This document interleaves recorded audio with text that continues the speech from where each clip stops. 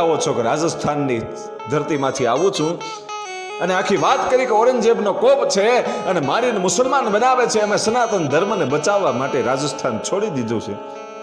અને એ વખતે આહીરોએ કીધું કે બાપુ તમે અહીંયા રોકાઈ જાઓ અને અમે તમારી સેવા કરશું, અમે તમને મંદિર બનાવી દઈશું. હનુમાનજી મહારાજની તમે પૂજા કરતા હતા એટલે હનુમાનજી મહારાજનું અમે મંદિર બનાવી દઈએ છીએ. ને આહીરનો આશરો એટલે એ તો ભાઈ કાંઈ ઘટે નહીં, આહીરોની વાત ન થાય.